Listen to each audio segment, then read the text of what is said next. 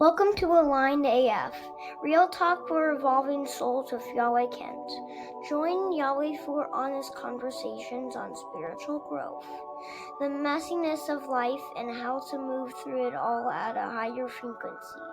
So grab a cup of tea and let's sail in. This is Aligned AF, and here's Yahweh.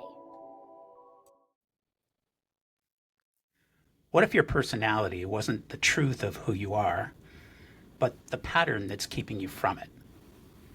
In this soul-stirring episode, I sit down with the Rev Nhien Vuong, Unity minister, spiritual teacher, and author of The Enneagram of the Soul, to talk about the Enneagram like you've never heard it before.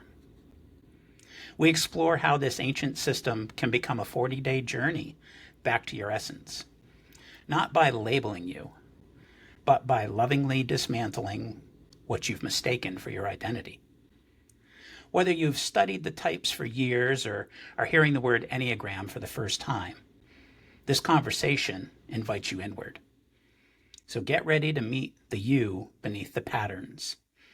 This episode is called You're Not Who You Think You Are, and that's a good thing. Welcome back, listeners. This is Yahweh, and you are once again joining Aligned AF, Real Talk for the Evolving Soul. I am very excited about today's episode, not only because the subject matter is truly fascinating to me, but I'm also sharing time with someone that I've known 10 years now. We've known each other for 10 years, and she's an amazing person in the community, amazing leader, and I was very excited when she agreed to do an episode with me.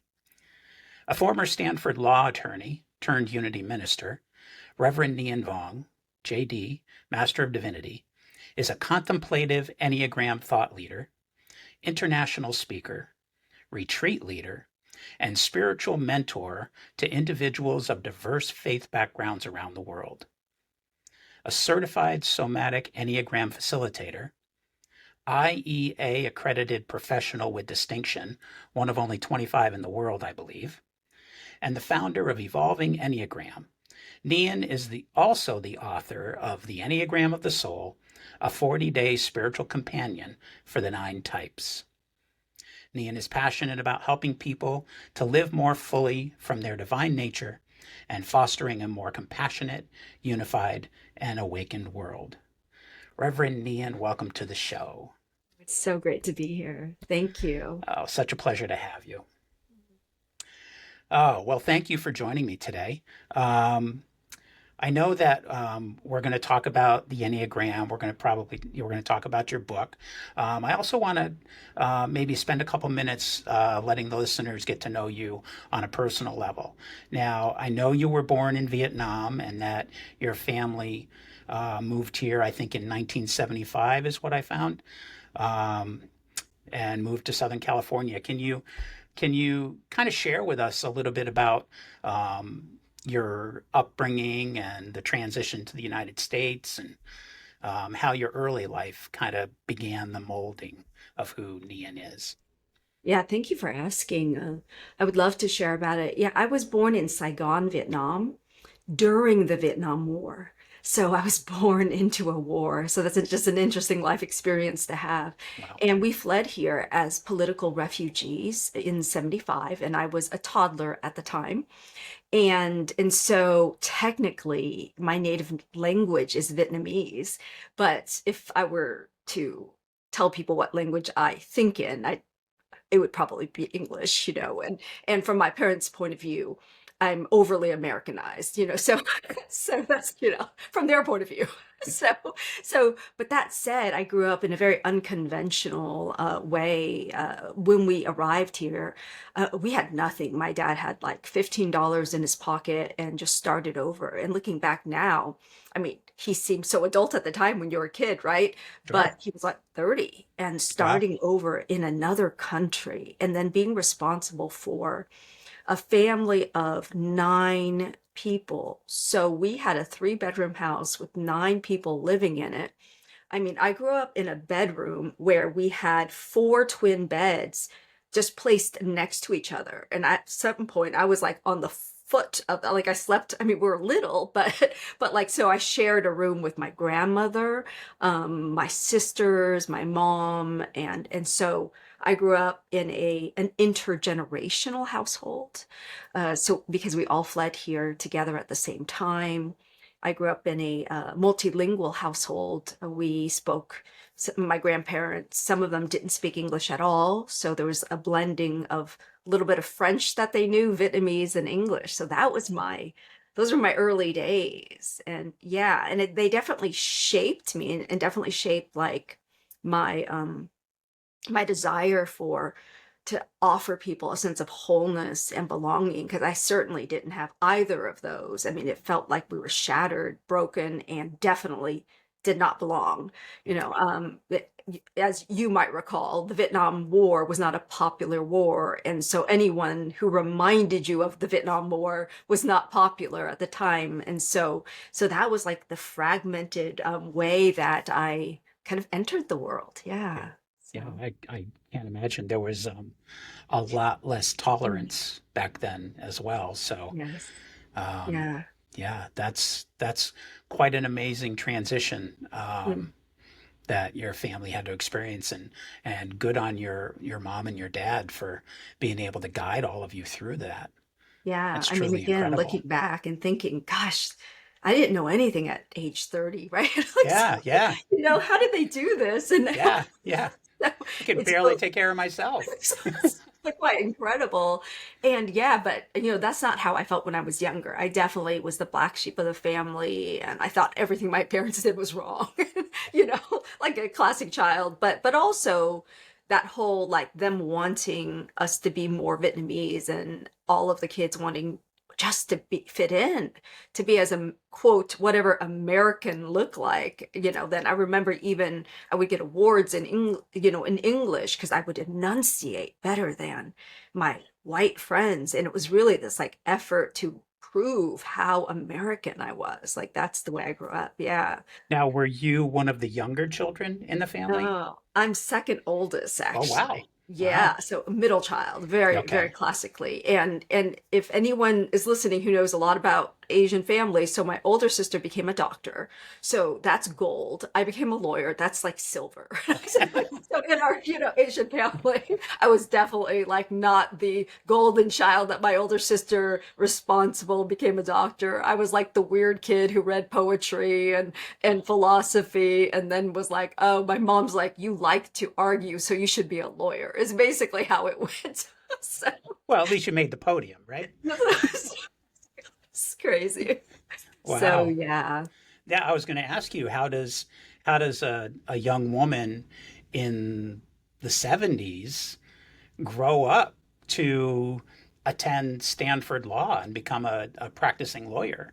Yeah, it's bizarre. I mean, I think so much of my life I feel is there's this balance of like, um, I mean, aptitude, but also not exactly look, I'd say fortune. Like I do believe in some degree of there is something that we are meant to be or do. And so I can just feel the ways, if I look back, the ways that life just sort of guided me there. I mean, it was like, honestly, it was I suck at science and math, so I guess I have to be a lawyer. And so I ended up at Stanford, And I'm going to tell you, if you want to talk about the quirk of this, it so happened that I was at UC Irvine. And so UC Irvine was just like 30 minutes from my parents' house. It was a public university, and so my parents like could help me pay for schooling, Yeah. and they really worked hard to just pay for this public school. But I remember I met an attorney across the street from my school at a cafe. We sometimes talked, and I remember telling him, well, I'm a philosophy major, and my philosophy professor's like, gosh, Nia, and if you have a choice between being a philosophy professor and being a lawyer, you might want to choose being a lawyer. Like, even though you have the aptitude for philosophy, it's a hard life to be a professor. Yeah. And so I asked this attorney that I met, and I remember telling him my scores, and he's like, what? It's like they were high scores for applying for law school and high grades. And he's like, you should apply to Stanford Law School, because I was applying to these, middle tier schools. And here's what I said: Stanford has a law school. Like, that's how innocent. Yeah. That's how, when you don't grow up in the States and you don't grow up with a family that knows anything about this, I didn't even know Stanford had a law school. Like, that's how sort of innocent my background was. It was just like, I'm trying to make my way. And here was this gift given to me.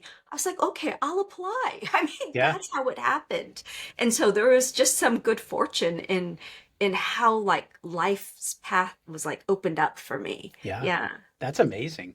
What a Yes. story. And then somewhere along the way, you transitioned into becoming a minister. Yes. Yes. Isn't that the exact opposite of a lawyer? Oh, hey. I hope to give lawyers a better name here. Yes, yes. I had to There's, sneak one of the lawyer jokes in there. There's, Yeah. of course, there is the cliche of lawyering and all that. Yeah. There's some good ones out there. Yes. But I think that what's interesting is, I joke about moving from like man-made laws to spiritual law. Yeah, I like that. There's a parallel there for sure. And I think there's also a parallel around this idea of, I've always been fascinated with a question about the art of living. And law is so much about, I think at its philosophical roots, how will we live together? And how much law is needed? Like, is there something innately good in us, or do we have to legislate us into goodness? Like there's something parallel around the topics of who we are and how we gather together in our humanity. Yeah. That are parallel questions, right? That are sort of answered in different ways in the two. But I think what happened for me is, frankly, even though as a kid, I was always into philosophy and was asking questions about the meaning of life, I thought I was being all rebellious and tough, but really I realized, oh, I was still seeking my parents' approval. And so I had to pick something that was within the province. And if I couldn't be a doctor, lawyer was second best. It was that simple. If there's no way, no one in my family thought that we could really choose something beyond that. My parents never explicitly said, you must do this. But somehow, maybe through the lack of affirmation, we're all like striving for that approval. Yeah. And so I never believed, oh, lawyering is for me. I just went on the path. And then I hit a bottom in my life and entered a 12-step program of recovery related to sex, relationships, codependency, all the things. Maybe multiple 12-step programs. That was, I can't even remember, 2004? Like, dates are all fuzzy back then. Yeah. But it was around that time. It was really this idea that, like, hey, I work hard and I think I'm reasonably smart. Why am I so miserable? Like I can't seem to figure out the art of living, how to be happy. Yeah. And I couldn't make my relationships work. And that was the point at which I surrendered to a power greater than myself. And that was the beginning of my journey. I believe we're always on a spiritual journey, but my conscious spiritual journey. Yeah. And then it went fast speed. From that point, it was like, oh, an awakening happened inside of me, a direct relationship to the sense of wholeness and divinity that was within me.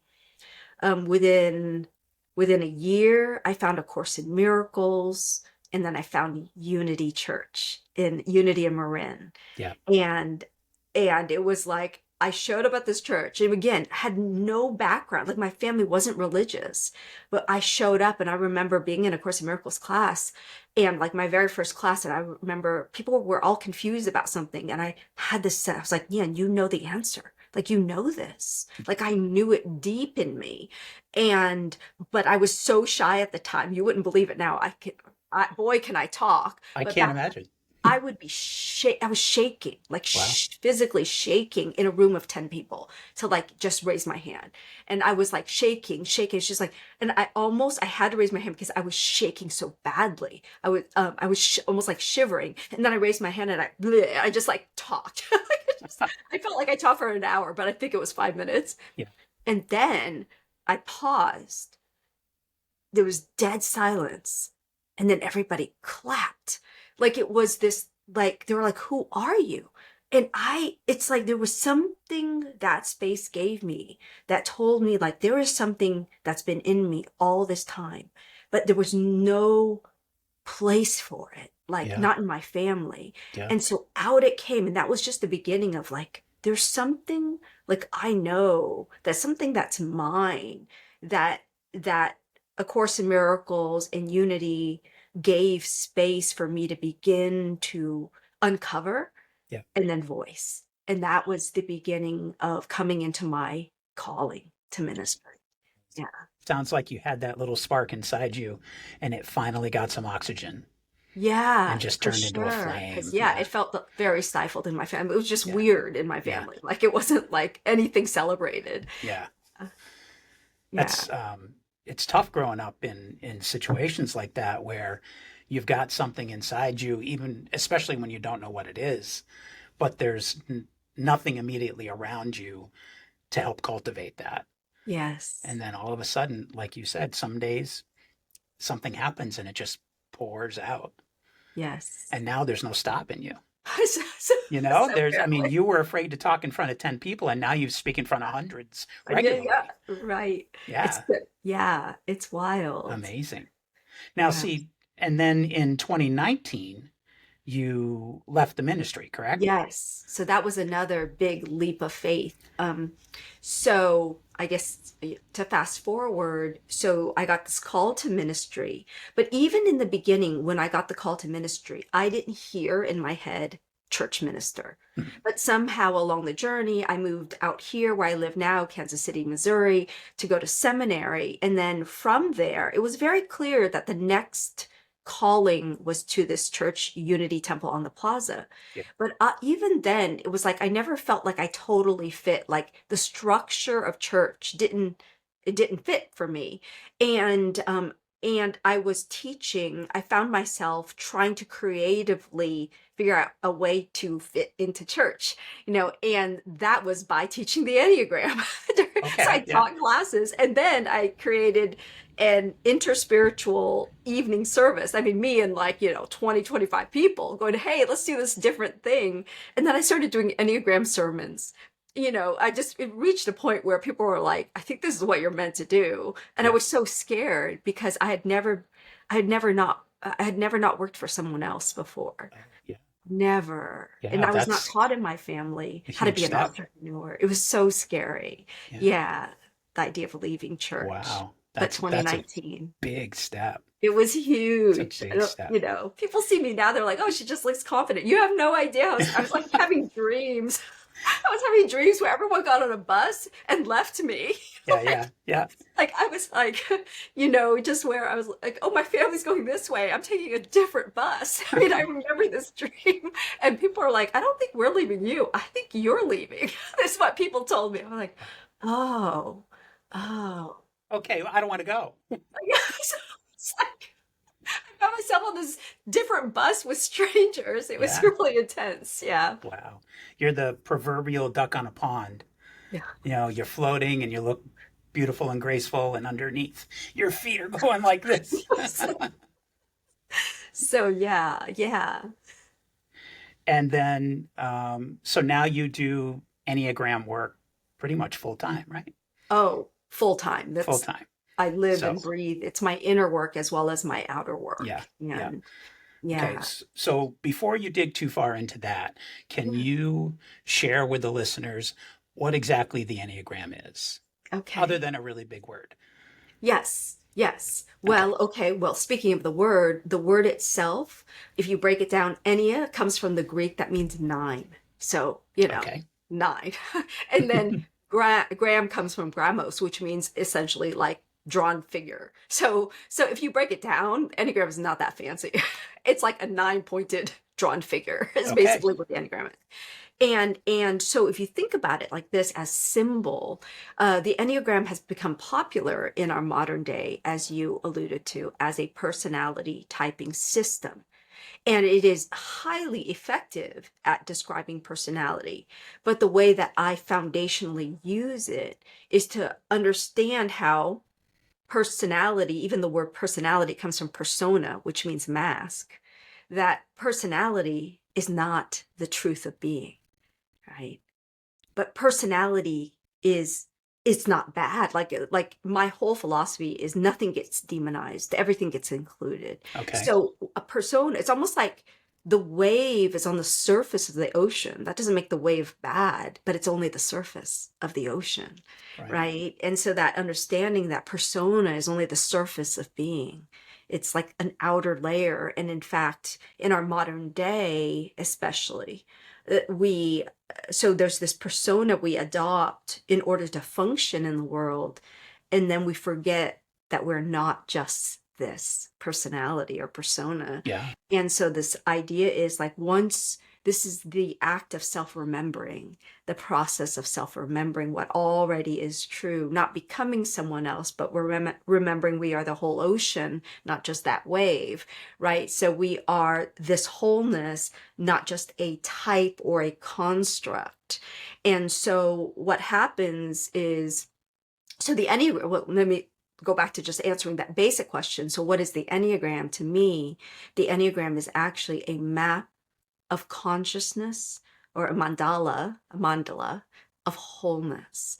And so when we gaze at it, instead of thinking, oh, here are 9 different types of people, beginning by going, oh, this is a symbol of my wholeness and your wholeness. Okay. And Yeah. it's a symbol of our unity and oneness as well. So I can get into that. It's multi-layered. Yeah. And this idea, if you believe in like sacred geometry, that there is actually something very special about this shape, that it can actually map like the universe.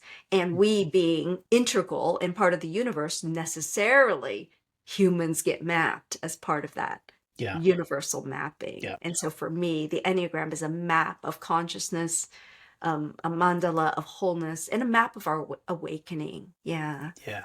I love that you see the big picture in all this, because humans, well, especially in our society, I can't speak to other societies, but in our society today, here in the United States, the humans that live here love labels. And they love to say, that person is a type A, or that person is an alpha, or this person has this personality trait. And when they look at the Enneagram types, if you look at the 9 types, they'll say, oh, that person is this one, or I am this one. But when you see it as a whole, I took the Enneagram test before this. I had taken it several years ago when I was in therapy, and it helped a great deal to really help me see what I was projecting to the world, and to help me find what I really was as a whole person. So it was a huge help for me. And so I took the test again just to see what it was. And I came out as a strong 4, but I also have 1 and 8 tendencies. And so when I get into that, I look at it and I look at the descriptions and I dig a little deeper and I think, okay, yes, that makes sense. That makes sense. Unfortunately, that makes sense. And I'm willing to accept my ups and downs. I'm okay with that. But when you see it as the whole and not just the one thing, there's so much more you can learn about yourself. Yes, beautiful. And I didn't know that you already knew something about the Enneagram. A little bit. I don't go into these things with no knowledge. Yes. And I love that. I mean, I don't want to say it like, had I been able to guess, I might have guessed 4. No, knowing you 10 years, just Yeah. I'm a pretty obvious 4, I think. so yes. And yes, there are different ways we can talk about it or name it. Like sometimes people like to say, I lead with type 4. Okay. As Yeah. opposed to I am, right? Again, I sometimes just go straight to that just because it's shortcut, right? Yeah. When I'm like, my core is 3, or, like it just takes longer, Sure. and Sure. but yes, exactly. The idea is that once we realize this is the core default for my functioning in the world, then I can recognize I am more than this. Yeah. Then I can also recognize that there is tremendous gravitational pull to our fixation, and that is the same pull we have to being, I'm an ego, I'm me. I don't want to die to who I think I am, which is the spiritual path, so that I can awaken into my wholeness, because I'm the little acorn afraid to die, Uh-huh. so there's some peace about being aware that the default goes back there. But it's almost like, and part of what my book is about is it's offsetting the pattern or habit of type. The 40 practices you mentioned in your opening are designed to help offset it, because it's almost like we have this groove, like a record groove of like, we've been doing this for so long, it just feels like this is me. Yeah.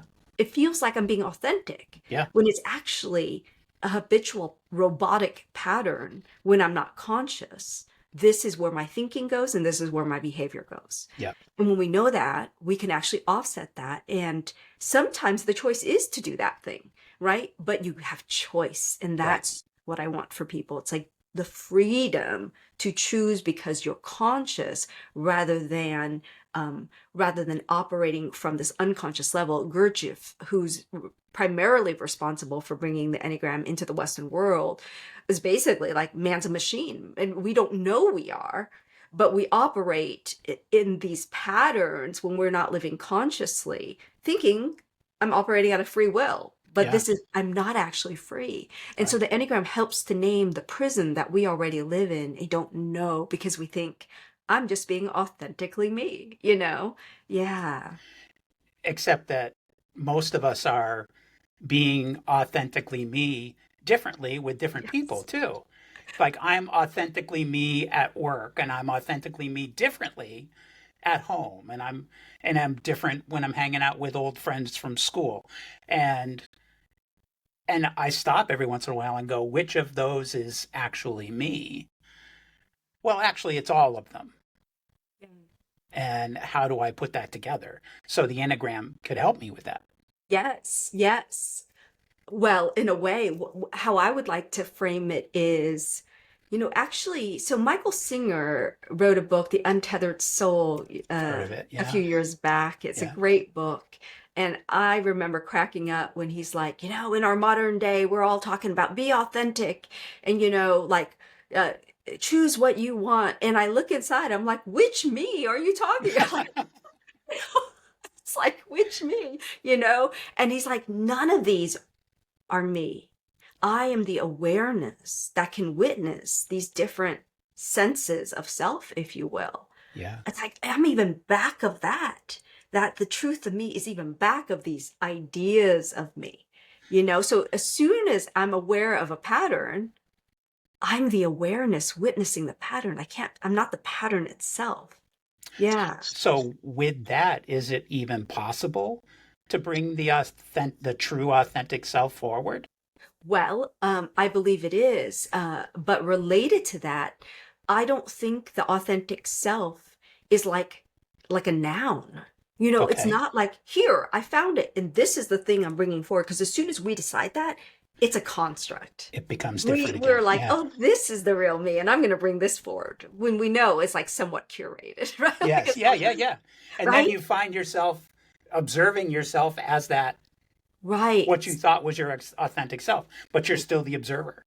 Yes. Yes. So what? Fascinating. Yes. So the idea for me that I've been living into, and again, as a practice and a process, definitely imperfectly, as all humans are, but this sense of the more that I can be the witness to my own humanity, if you will, like there's something, then the locus, the center of what is I changes. Before, it was centered in that concept, and then it kind of goes almost like behind it, and there's something that just holds it. But what happens then is, then the construct for me, it starts to break open. And it's almost like that truth can shine, but that truth isn't a constant. It's an organic movement of each moment. It's not like I can pre-say, this is who I am. It's that who I am is emergent in that moment. That's what I experience of like that spontaneous beingness that is outside my idea of myself, right? That is just life living. Like that happens more and more. And that is so unself-conscious, right? That is so simply like the organic movement of life, just Yeah. the ocean moves, right? The wave moves because the ocean moves. And it's almost like that. It's like Nhien moves because spirit moves, and so feeling that more and more in the sense of freedom in that, for me has been at least my personal way of understanding the infinite, like Wow. it's all concepts, even as I'm talking now, right? Like, Sure. and there could be another metaphor I meet tomorrow that better describes what I'm trying to say, Yeah. Yeah. Yeah, and it's going to continue that way because Right. it's a constant evolution. You Right. stop evolving, you're done. Right. You're done. Right. That's the only way you could possibly stop, right? Yeah. So Yeah. this is fascinating and incredibly deep conversation, and I love that. But for the layperson Yes. who says that's all well and good, but it sounds a little Yes. out there for me right now. Right. How does the Enneagram, and particularly let's say your book, how Yes. does this 40-day program help me to understand why my life is so screwed up or why Yes. I feel lost all the time? Yes. Well, so great question. So I do identify, and I almost feel embarrassed a little because our society is so like, oh, threes. I identify as a type 3, and Okay. threes are nothing if not practical. So let's talk about like practical pieces of like, to me, it's like, if you can't live this, what's the point of it? And so I want to talk a little bit about that. So for me, my book is not an ideal book for figuring out your number. Okay. I feel like there's so many good books out there already. I didn't need to write another book. It was about like, once you know your number, yes, there are a few people who are like, oh, I discovered my number because of your book, and you had a better description than others around that. Yeah. But primarily, I want to appeal to the person who's like, okay, I figured out my number. Now, what do I do with it? Like, Right. where do I go with this? And so the idea is, again, identifying your number. It is this trailhead into your soul, because you can now begin to recognize, oh, shoot, as you said, like some of the things you're like, yes, I do that. Yay. Oh, I do that. No. Yeah. Oh, shoot. And Do I do that? it's like, oh God, how embarrassing. And, Father Richard Rohr said, if you, you landed on your correct type when it's a bit humiliating. So Yeah. that's one thing to know. And that's true, because the ego gets humiliated, Yeah. and that moves into a more authentic humility. So starting with your number, being aware of it, what the book does is it helps you to see, oh, what does it look like when I'm fixated in my number? When a 4 is fixated, I'll just use that as an example, Yeah. a concrete example. When a 4 is fixated, it's a world of really feeling like the need to stand out through being specially tragic.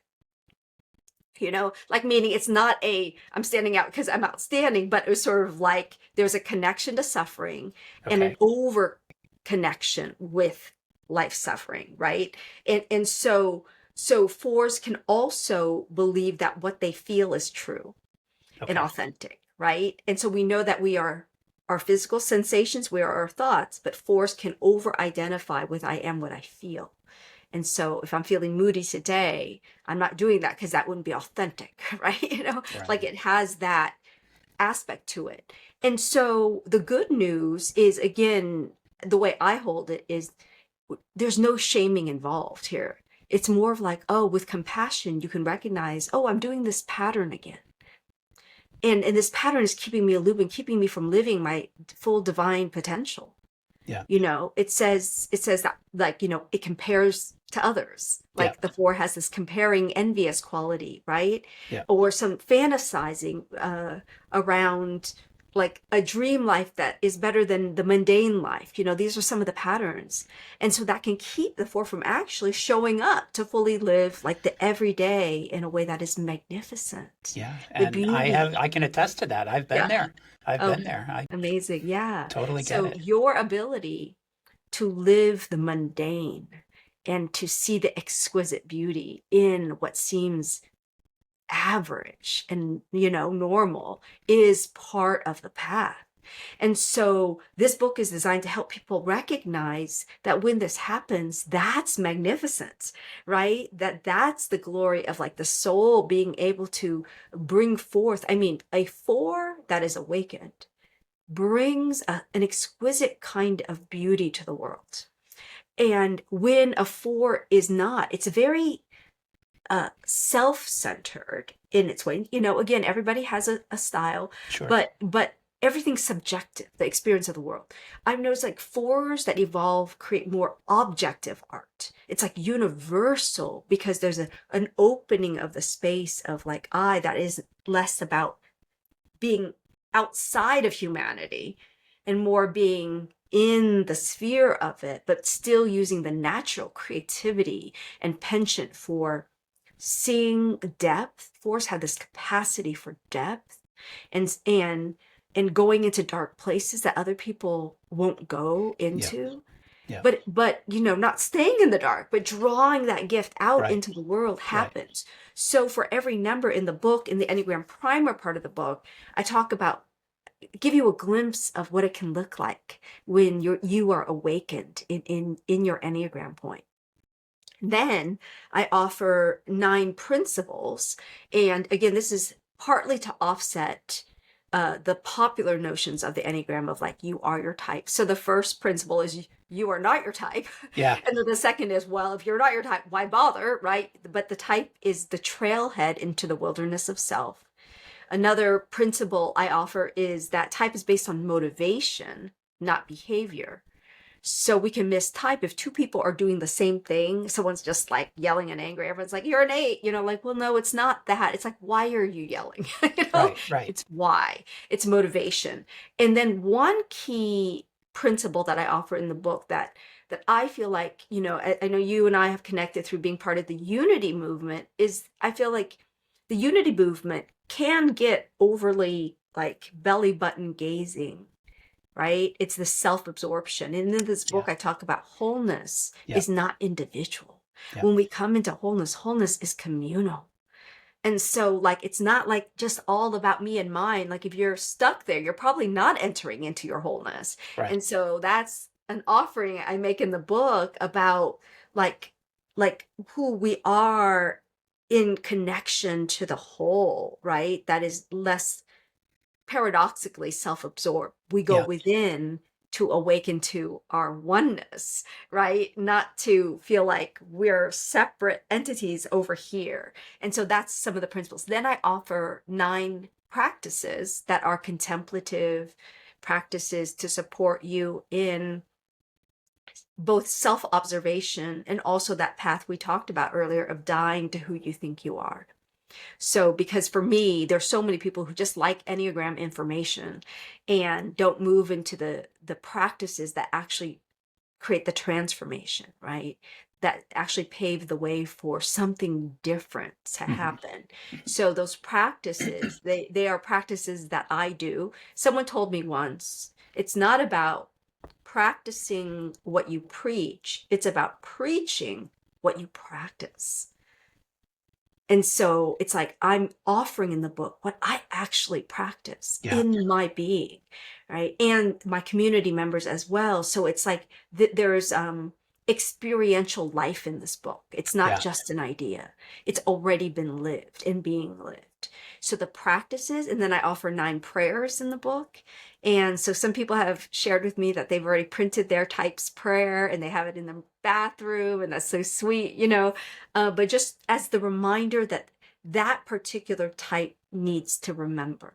And I'll go back to the idea that for me, your Enneagram type, again, this is only one perspective, but from my perspective, it's based on having lost sight of one face of God or one facet of our unity, and And the idea is that we look for that in the world. Like fours have lost sight of holy origin, the idea that you are one with your source, your origin. And fours are like, I'm separated. So it's funny that the word origin and original. So I better be original, like, so Right. I like create my originality. I'm like, you're already original, but it's like fours try to become original and special, right? But if you remember that you already are, then you live from the unaffected, authentic originality rather than the curated originality of, oh, what are they wearing? I'm going to be a little Yeah. different from that, that Yeah. kind of Yeah. stuff, Yeah. right? Right. Yeah. So 9 prayers. And then the last thing I'll share is, as you mentioned, the 40 activations.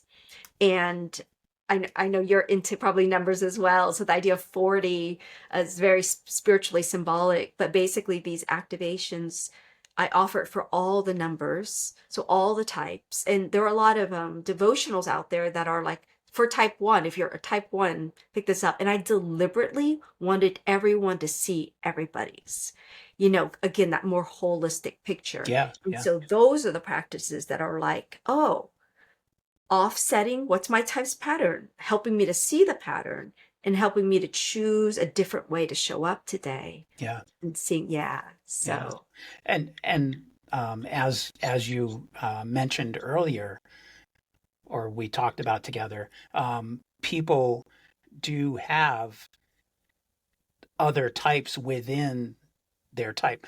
Do you call them wings or? oh, okay, we could talk about that. Yes. I So was the just way, before we continue on the wings. So what you were just referring to with having all of that there in the book gives a person the opportunity to say, well, I may be a type 4, but I have aspects of a 1 or aspects of an 8, and being able to see those practices as well yeah, would benefit me. yes, Okay. yes. Well, twofold. It would benefit you, and I would say it would benefit our world. Okay. Uh, so the way that I language it is that we're only one Enneagram type. Like Okay. the type is a personality construct. But if you look at the Enneagram as a map, it's like there are points along the map. And if you look at the Enneagram, maybe I should have started here. The way I opened the book in the Enneagram primer in the book is meditate on the circle first. This is you. This is your wholeness. That little dot where your point is not the whole of you. So instead of being like you're another type, it's more that all the points in our humanity are part of our potentiality. Okay. All the gifts of just being human are part of this wholeness. But your type will say, like it's almost like if you are properly a 4, again, I haven't like worked with you one-on-one, but Right. but that's a guess, right? If you are, then you will struggle with joy. And joy will be part of your shadow. Like it's not okay to be joyful. In fact, superficial people are joyful. Yeah. That's what force, that's the default. And so when joy arises, the personality structure says no to it. But if it's part of the circle of our wholeness, your wholeness, part of like even your divine potential, your beingness, but the type structure says nope, not good. Let's stay in our creative suffering. That's what makes us cool. So, right? Oh God. I'm now afraid of myself. But hopefully we could also just laugh. That's why. Yeah. Oh, you reminded me. I told people I'd rather you not know the Enneagram than apply it without compassion. Yeah. Just right, because it is painful and humiliating. Yeah. Yeah. Oh I my mean, God. there's some serious ego checks when Yes. you start digging into this. Yes. And you need to be okay with that. You don't have to love it. You don't have to embrace it day one, but you do have to be okay with taking a look. Yeah. Yeah. It's almost like loving yourself enough to be willing to let the ego die. I mean, Yeah. like, really, Yeah. what and like go, oh, I don't have to preserve that. Like Yeah. even that positive idea I had about being that kind of person, it's like I don't have to keep that. Right. There's something more. There's a hopefulness that wholeness is actually, well, just the truth for one, Yeah. and also just innately innately beautiful, innately divine, innately lovable, without the effort of trying to make itself something. I'll tell you that as a type 3, the 3's deepest core fear in the personality structure is failure. And it's not as simple as, oh, you failed. Like, people could I failed at something. 3's believe if you fail, you are a failure. That's the false core belief. Yeah. When I was writing this book, I was terrified. I mean, I didn't know why some days I just couldn't write. I was so scared to put something that felt like it could suck into the world. Yeah. And the only way I was able to finish the book was to be prepared to love myself if the book sucks. That's the only way I could give birth to this book.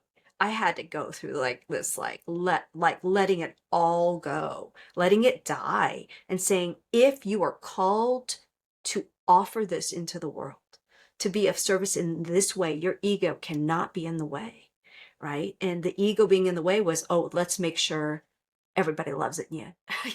And that's a huge ask, because we're raised in this society to say you're going to succeed, because if you put all that work in, what a waste of time that was if it's no good.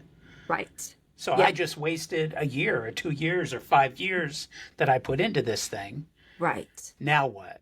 Yes. I suck. Right. Yeah. Yeah. That's the way we're brought up. Often not very nice. No, it's not. It's not. Right. We follow it so often. It's I know. It's a meanie. It's just, it's clearly not the voice of love, right? Right. And so the paradox is, yet, if I was trying to earn love through my book, the book would suffer. The gift would suffer.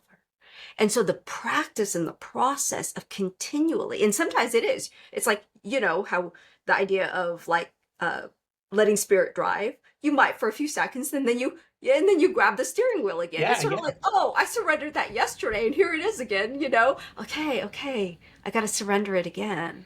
Okay, in order to really move forward, and again, have the ego get out of the way of the soul expressing, Yeah, so that's that. My truest preparation wasn't the research for the book, right? It was the inner work of being willing to put something out there that I can't stand next to the person and go, oh, this is what I meant by this. Right. And if you don't like it, well, let me explain. Right. They have to read it on their own and decide on their own and maybe never talk to me. That surrender of putting something in the world that then is out of my hands, it was a huge part of my inner process to actually finish the book. Yeah. There are times where, and I have to, I openly admit this, there are times where my ego is so far forward that I don't think I could stand at the table with a pile of books like you do and watch somebody pick it up, go like this and throw it down and walk away without throwing it at the back of their head. How do you do that and not take the bruise? We definitely would have a different response. I don't think I'd throw it at them. I'd more hide in a corner, I think. But no, that's so interesting. Yeah. But I'm sure, you say there's a day where you would do that and a day when you would not, right? Correct. Right. Yeah, because ultimately I'm not that person. Yeah. But I know where my ego can get a little crazy. Oh, that's so great. Yeah. Oh my goodness. Yeah. You mentioned the activations that are in your book. Yes. Is there one activation that you return to over and over again in your own life? Oh my goodness. Great question. To be honest, I use them all. Okay. But I think that the one at the very end, I actually happen to have the book here with me. Oh, what a coincidence. Yeah, but it is probably because it's related to rest and the notion of sufficiency. In fact, they all do. I'll say that the opening activation starts you to counter. So the day one activation attempts to counter the Western mindset of self-improvement, right? So it says, okay, when you're starting on this journey, that even if I keep telling you that you're already whole, you're going to start going, let's fix something here, right? Yeah. I'm going to better myself. And so the first one is, what is adorable about you? So I love that. And so it's just about naming and owning these aspects where certain types don't tend to know it as much. Yeah. But then at the very end, so that was one of my favorites. And in the very end, day 40, it's called At the End of the Day. And that's symbolic, not just at the end of this journey, but almost like at the end of each day, or really almost like ultimately. And that's where I can even say, like, I end with the quote by Thich Nhat Hanh, which is, breathing in, I calm body and mind. Breathing out, I smile. Dwelling in the present moment, I know this is the only moment. Mm. And that's it, you know? Mm. Yeah. Yeah. Yeah. There are people out there that may have an awareness of the Enneagram, may even know their types at this point, but maybe they're spiritually exhausted. Maybe they've gone through so many different programs and they've done, Tony Robbins, they've done Wayne Dyer, they've done all these different things. And what would you share with somebody who just feels like they've been up against all of it? And maybe your book or your program would help them. Yeah. Well, even as I was reading that quote, I was reminded of A Course in Miracles sort of saying, which is that this spiritual journey is a journey without distance to a home you never left. And that salve, I hope, is something that permeates every line of my book. So that if we're not trying to get somewhere at the end, right, this destination, but rather, oh, well, if I'm not trying to get there now, and I don't want you to feel like you need to get there, you can be here. And if you're here, you will feel your sufficiency. And hopefully my words are a way you remember that. One of the best compliments I got about the book is like, someone said you could hear the love infused in the choice of words. I'm like, you could feel that? I was like, I tried to do that. I was like, that was my hope, but you could feel that. And so if it's a salve that you need to the tyranny of the ego, then let the words of the book be that comfort, be that salve to support you in going, I am enough. It's okay to be right here. I don't need to fret or plan or ruminate about the past. And that the more I practice that enoughness, then it is embodied in me. And then as I journey even further in the book, The Paradox, right? A Journey Without Distance, as I journey further, that embodied sense of presence and sufficiency and wholeness just begin to permeate in a way that overflows unto the world. Yeah, that description makes me feel like that the words and the process of the book actually cradles you, actually holds you in compassion each step of the way, which is exactly what someone would need if they're just spiritually exhausted. They need that kind of nurturing. And it sounds like that's what this book gives to you during the Yeah, process. that's my intention, at least. It's And wonderful. yeah. Um, Here's sort of a philosophical question for you. What do you think the world would look like if more people lived beyond their type? Oh, I love this question. An amazing question, because I have thought about it. Oh my goodness. Well, so this is sort of the root. You're getting at the very root of why I do this work, inner as well as outer, because I believe in, so here's my bias. I believe we are fundamentally whole. I believe we are fundamentally divine. And I don't believe it's just me and you, you know, or people who think like us or act like us or believe what we believe, but everything and everyone. And what I found is our type structure, when we're locked in and fixated in our type, we declare there's an ideal way to be. This is our type structure. And the rest of it is shadow. The rest of it is what we reject, what we condemn, what we hate, what we have yet to love and embrace as a part of our wholeness. So imagine if I break out of the shell of my type. All I know is that in my personal journey, I've loved more. I like my parents have, like, they had no idea what I was doing with this weird stuff, kind of like unity ministry. All they know is I'm a more loving daughter now. Yeah. Like, it's like the real effect of to love what we did not yet love, to embrace what we rejected. And that is hard in this day and age, because we all know that those who kind of fall on the left side are like anti. I'm not anti.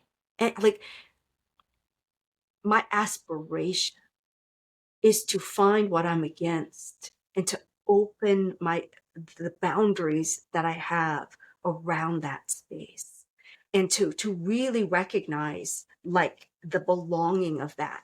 And I do it, like, let's say throughout my life, I had an issue with people. Type nines on the Enneagram often have issue with people who are angry and aggressive, right? A lot of times eights, like nines. Well, guess what? Nine shadow part inside is their own anger, right? And so they're like, oh, look at it in the world. You're mean, you're bad, you're a bully. And like inside of them, there's this anger that they've repressed. But inside, like nines feel really calm and peaceful, maybe even sleepy. Why? Because there's a lot of energy to push down this anger inside of them. But what we found is that when they open and awaken, oh, the anger becomes energy.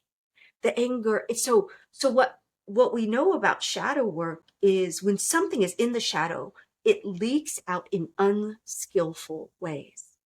But when it is brought to light, it then matures and is like skillfully used. So at first, nines open to anger and they're like, wow, I mean, they're literally like having tantrums and they're learning how to use their anger. But when they do, they harness it for the action that nines tend to procrastinate on.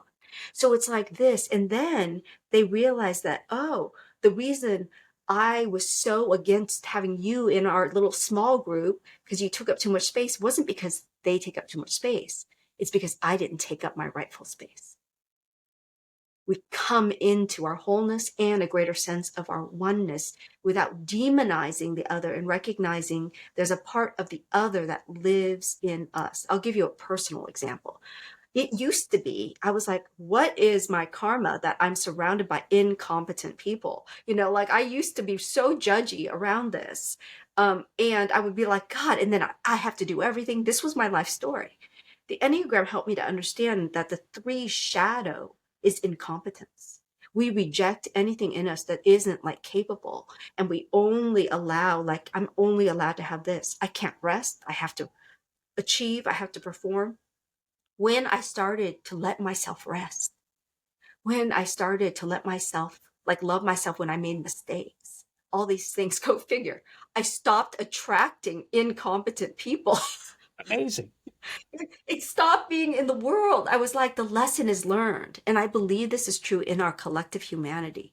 It's like the people who are so, it's like people who are closed-minded to closed-minded people.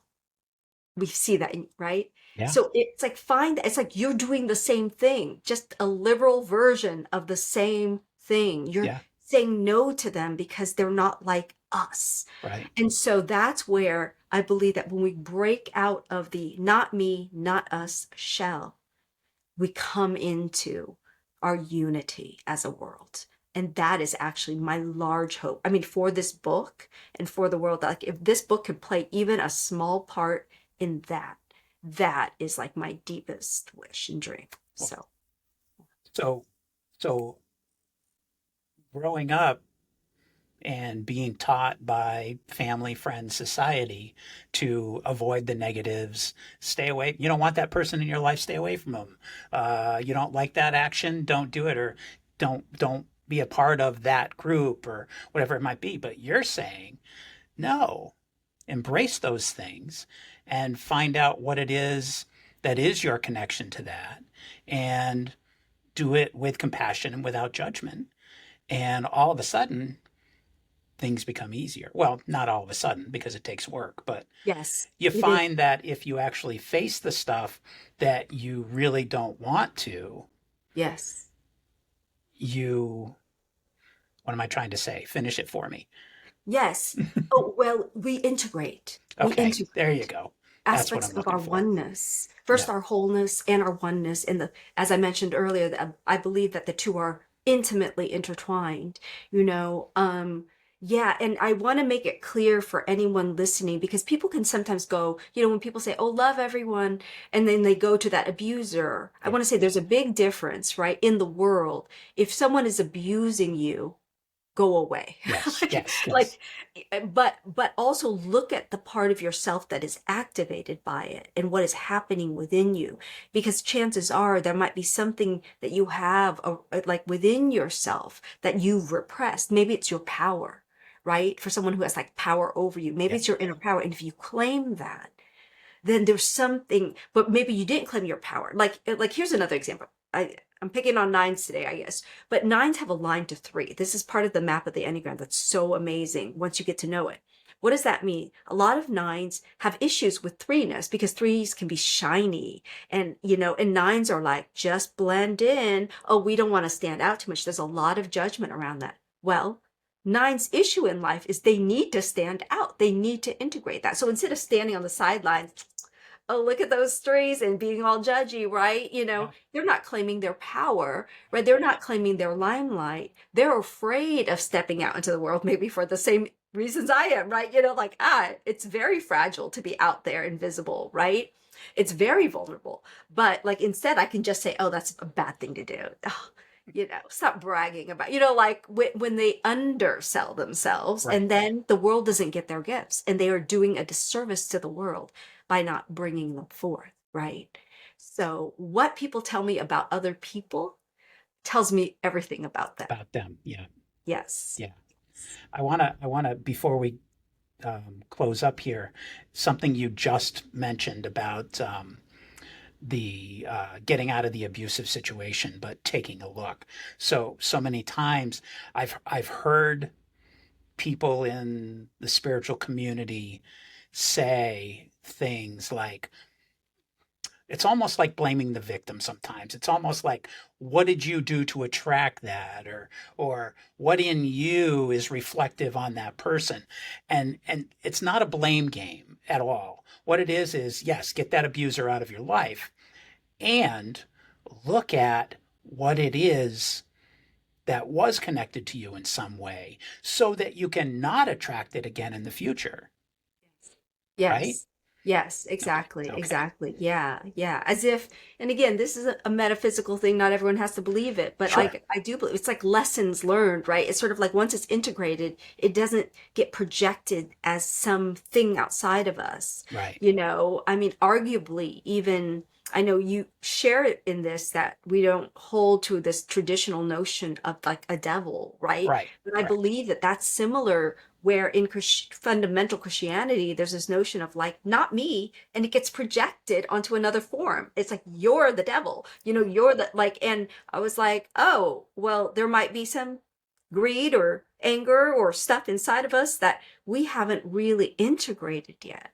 And we are afraid of that part. And I believe that if we do actually believe that we are born in original blessing and not in original sin, Yeah. born whole, born divine, then what if you looked at that anger and trusted it? Maybe it transforms when you gaze at it, right? Yeah. When you bring it close, right? Those scary demons under the bed, it's sort of like they say in dreams.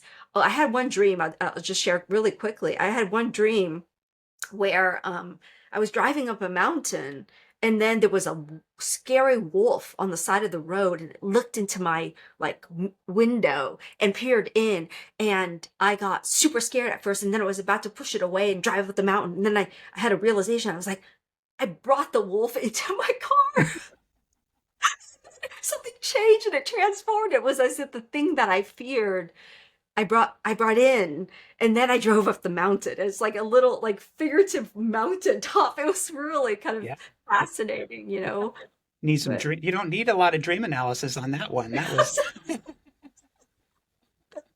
Yeah. Oh, Um, fantastic. Nian, this has been so much fun, and I get the feeling that we could do 9 or 10 more episodes on each type. You know what I mean? I mean, it's just fascinating, fascinating stuff.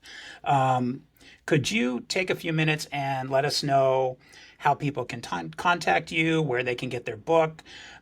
By the way, I need an autographed copy sometime very soon yeah. because now you've got me wanting to go through the steps.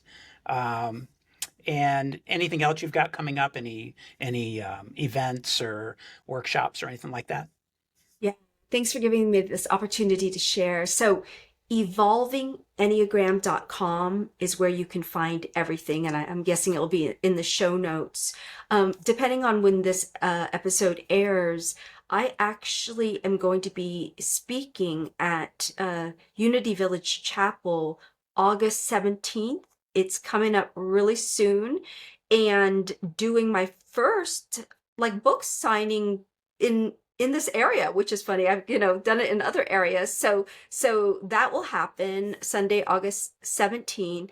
But the bigger thing is that for those who are wanting to journey, there are two things. I have a Contemplative Enneagram Foundations Awakening to Wholeness full weekend, like intensive.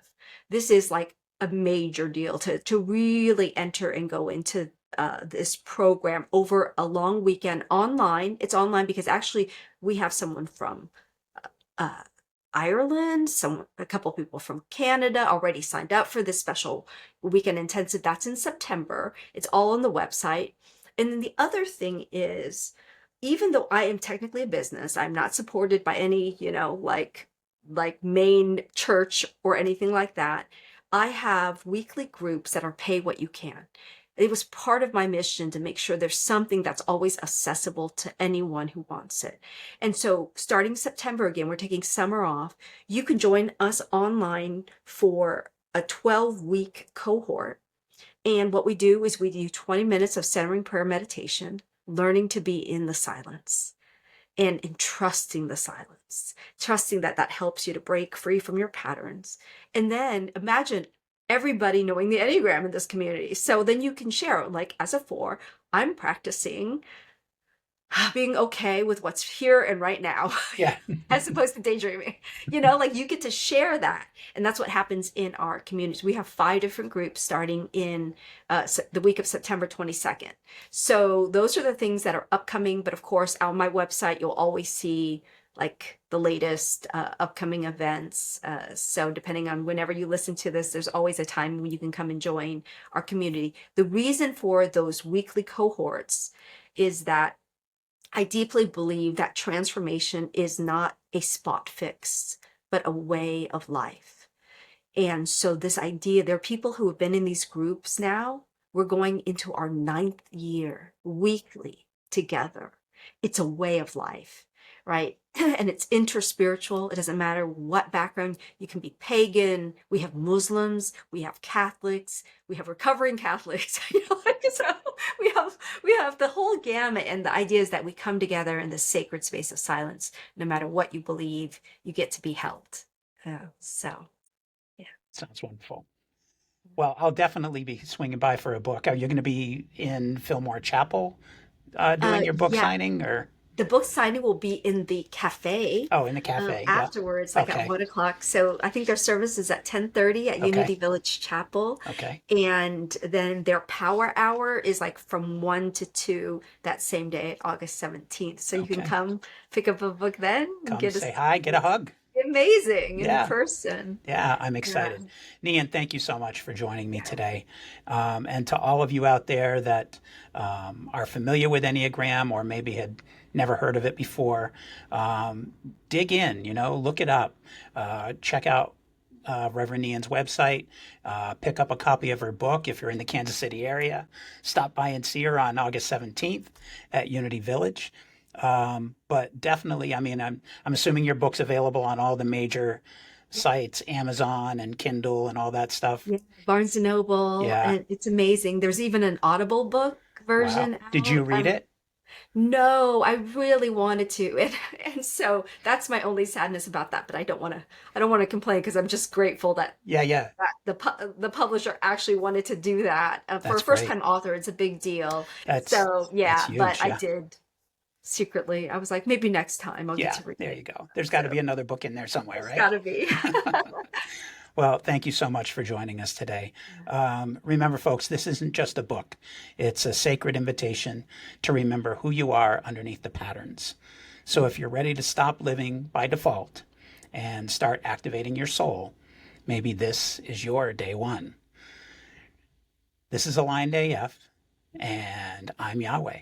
Take care. Well, thanks for hanging out with me today. If this episode spoke to you at all, share it with a friend or someone who needs it. You can also leave a review or connect with me online. You can find Aligned AF on YouTube, Facebook, your favorite podcast channel, or at alignedaf.org. And if you want to reach out directly, you can email me at alignedafpodcast@gmail.com. So until next time, stay aligned AF.